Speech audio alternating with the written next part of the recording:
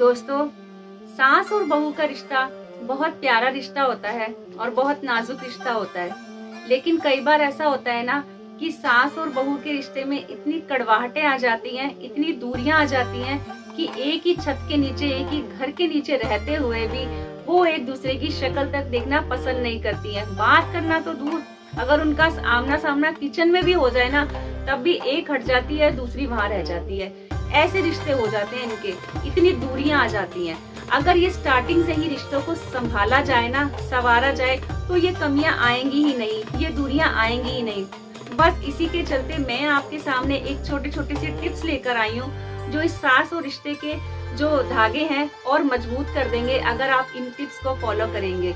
तो चलिए दोस्तों, शुरू करते हैं आज का वीडियो। नमस्कार दोस्तों, मैं हूँ ज्योति आनंद। आप देख रहे हैं अपना पसंदीदा चैनल गृहिणी की बात जो सिर्फ गृहिणी की। दोस्तों, अगर आपने मेरे चैनल को सब्सक्राइब नहीं किया है तो सबसे पहले सब्सक्राइब कर लीजिए और वीडियो अच्छा लगे तो लाइक, शेयर और कमेंट्स कीजिएगा। तो चलिए शुरू करते हैं आज का वीडियो। क्या होता है ना, जब एक लड़की की नई नई शादी होती है ना, तो उसके मन में काफी सारी उम्मीदें होती हैं, काफी सारे सपने होते हैं कि मैं अपने ससुराल में जाऊंगी तो इस तरह से ससुराल वालों को खुश करूंगी और उनकी सारी बातें मानूंगी। लेकिन होता क्या है, जैसे जैसे टाइम बीतने लग जाता है ना, तो इन रिश्तों में इतनी कड़वाहटें आ जाती है। इन कड़वाहटों की कई वजह होती हैं, जो मैं आपको आज बताऊंगी। सबसे पहले क्या होता है, जब सास अपने बेटे की शादी करती है ना, तो शादी करने की साथ ही वो मन में ये धारणा बना लेती है कि अब ये बहू आ गई है तो मेरा बेटा मुझसे अलग हो जाएगा, क्योंकि उसका बेटा भी अलग हो गया था, उसका भी अलग हो गया था, उसकी बहू ने छीन लिया था। ऐसी धारणा सास अपने मन में बना लेती है। हालांकि बहू कुछ करे या ना करे, लेकिन सास के मन में ये बातें आ जाती हैं, ये बातें घर कर जाती हैं। इससे क्या होता है, वो धीरे धीरे जो है बहू से हर बात में कटने लग जाती है। चाहे बहू ने कुछ किया हो या ना किया हो, उनसे कटने लग जाती है और फिर इनके रिश्ते जो है आपस में धीरे धीरे खराब होने लग जाते हैं। बहू ने कुछ पूछा, सास ढंग से जवाब नहीं देती। 1-2 बार बहू ने पूछा, 3 बार पूछा, ढंग से जवाब नहीं देती। फिर बहू भी धीरे धीरे से सोचती है कि मैं अपनी सास से कितनी बातें करती हूँ, ढंग से जवाब तो देती नहीं है। तो फिर बहू भी क्या होता है, बहू भी धीरे धीरे उनसे कटने लग जाती है। तो ऐसी धारणा मत बनाइए। नई नई बहू आई है, इस रिश्ते को थोड़ा सा समय दीजिए, अपने आप को भी दीजिए और बहू को भी दीजिए। आप घर की बड़ी हैं, बड़प्पन दिखाइए। आपको अपने परिवार के सदस्यों की हर एक आदत, हर एक चीज का पता है, किसको क्या चीज चाहिए, खाने में क्या पसंद है। वही सब चीजें अपनी बहू को सिखाइए, उन्हें बताइए। अगर बहू खाना बनाना नहीं जानती, जॉब करती है, कोई बात नहीं, आप उसको हर काम में हेल्प करने की कोशिश कीजिए, प्यार दीजिए। कहते हैं ना, प्यार से तो जग जीत लेते हैं। अगर आप बहू को प्यार देंगे तो बदले में बहू भी आपको प्यार देगी। इस तरह से आप अपनी बहू को जो है सिखाइए, हर काम उसको बताइए, धीरे धीरे उसको आदतें डाल दीजिए। फिर देखिए क्या होगा, धीरे धीरे इस रिश्तों में जो है सुधार आना शुरू हो जाएगा। दूसरी गलती सासें क्या करती हैं कि जब बहू आ गई ना घर में, तो जो उनकी बेटियां है ना, मतलब जो बहू की जो नंदे हैं, वो क्या करती है, 2-2 मिनट में, मतलब दिन में 10 बारों 20 बारों फोन करती रहती है अपनी सास को।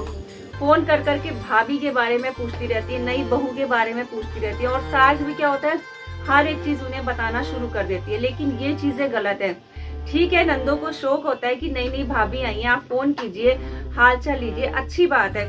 सास का भी मन करता है कि मैं अपनी बेटियों को अपनी नई बहू के बारे में बताऊं। लेकिन कुछ बातें ऐसी होती है जो सास को अपनी बेटियों को नहीं बतानी चाहिए। जैसे बहू ने कोई छोटी मोटी गलती कर दी, अब सास क्या करेगी, वो गलती जो है अपनी बेटियों को बता देगी। कहते हैं सबसे पहला इम्प्रेशन, कहते हैं ना, first impression is the last impression. तो वो जो पहला इम्प्रेशन जो सास छोड़ती है ना, खुद छोड़ती है अपनी बहू का अपनी बेटियों पे, बस वही इम्प्रेशन जो है वो जिंदगी भर चलता रहता है। तो सास को ये चीज ध्यान रखनी चाहिए कि अगर बहू से कोई छोटी मोटी गलती हो गई है, देखिए ऐसा होता है ना कि अगर अपनी बेटियों से कोई गलती हो जाए तो क्या सास उसको घर में सबको बताएगी या गली मोहल्ले में बताएगी या रिश्तेदारी में सास जो है अपनी बेटियों को जलील करेगी? नहीं ना, बेटियों को भी तो एक बंद कमरे में ले जाके या धीरे से कहीं ना कहीं उन्हें समझाती हैं, सिखाती हैं ना, कि भविष्य में बेटी ने जो ये गलती करी है वो आगे चल के गलती ना हो और ना ही किसी को इस गलती के बारे में पता चले और अपनी गलती सुधार ले। तो फिर वो वही चीज क्यों नहीं अपनी बहू के लिए लेके आती है? अगर बहू कोई गलती कर देती है तो सास फिर उसकी गलतियां क्यों अपनी बेटियों को बताती है? क्यों गली मोहल्ले में बताती है, क्यों रिश्तेदारी में बताती है।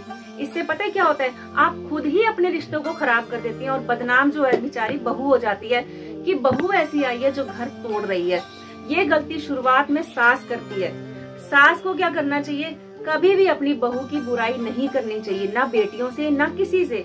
आपकी बहू है, आप उसे बेटी बना के लाए हो, घर में उसको मान सम्मान दो, दर्जा दो, इज्जत दो, फिर देखिए आपको प्यार के बदले प्यार मिलेगा। और नंदों को भी ये चीज समझनी चाहिए कि मेरी मम्मी के पास अब मेरी भाभी आई है तो उन्हें थोड़ा सा टाइम देना चाहिए। बार बार माँ को फोन करके उनके हालचाल के बारे में तो ठीक है पूछो, लेकिन कोई भी ऐसी बातें नहीं पूछनी चाहिए जिससे उनके रिश्तों में दरारें आ जाए।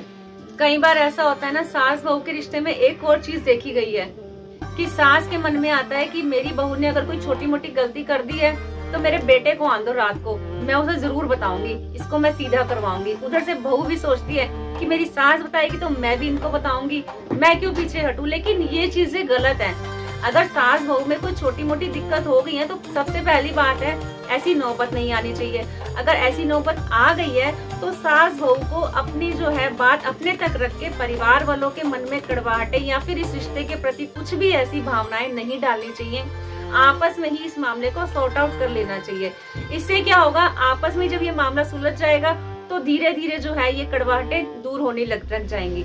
अब मैं आपको लास्ट में जो मैंने आपको वीडियो के शुरुआत में बताया था ना कि मैं आपको एक खास टिप्स दूंगी, एक मैं ऐसा रामबाण टिप्स दूंगी, अगर आप इसे फॉलो कर लेंगे ना तो सच्ची कह रही हूँ कि आपकी बहू आपकी कायल हो जाएगी, आपसे इतना प्यार करने लग जाएगी, इतनी इज्जत करने लग जाएगी ना कि आप बस मुझे कमेंट बॉक्स में आके बोलोगे कि हाँ देखो ज्योति दीदी कितनी अच्छी आपने टिप्स दी थी जो हमने फॉलो करी और आज हमारी बहू हमारी कायल हो गई है, हमें बहुत प्यार करती है, हमारे परिवार को मान सम्मान और इज्जत देती है।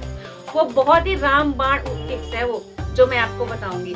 करना क्या होगा, आपको अपनी बहू के मायके वालों जैसे बहू आपके परिवार का ध्यान रखती है ना, इसी तरह से आपने क्या करना है, अपनी बहू के मायके वालों का हालचाल अपनी बहू से लेना शुरू कर दो। बहू के मम्मी पापा को फोन करके उनका हालचाल लो। अगर बहू के छोटे भाई बहन है तो उनकी पढ़ाई लिखाई के बारे में पूछो, बड़े हैं तो उनके काम धंधे के बारे में पूछो।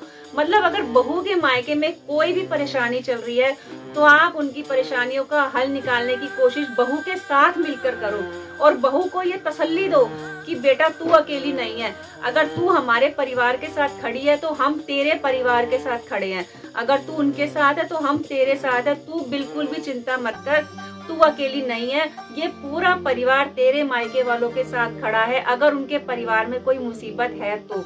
फिर देखिए आपकी बहू जो है अपने मन में इतनी इज्जत ले आएगी ना आपके प्रति कि वो कहीं पे भी कुछ भी बोलने के जो है गलत बोलने के हक में नहीं रहेगी और वो 10 घरों में या जहाँ पे भी वो मिलेगी ना वहाँ पे यही बोलेगी कि मेरे ससुराल वाले तो इतने अच्छे हैं कि मेरे मायके वालों तक का हालचाल पूछते हैं। बेटी को और क्या चाहिए होता है, अगर उसके ससुराल वाले उसके भी परिवार वालों का हालचाल ले लें, बेटी तो इसी में संतुष्ट हो जाती है। और क्या चाहिए, बस आपको यही काम करने। अगर हो सके तो बहू जब मायके जाती है थोड़ी देर के लिए अपने घर, तो आपको भी एक आध बार बहू के साथ जाके उनके मायके वालों का हालचाल लेके उन्हें देख के आना चाहिए। यही इस टिप्स के साथ मैं आज वीडियो का एंड करूंगी और मुझे कमेंट बॉक्स में बताइएगा जरूर कि आपको ये जो है टिप्स फॉलो करके थोड़े दिन आपको लगेंगे जरूर।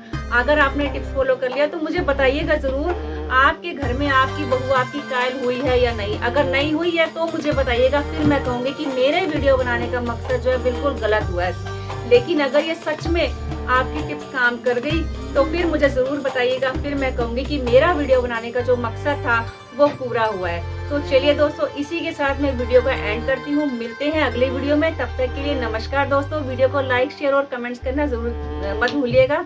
तब तक के लिए धन्यवाद दोस्तों।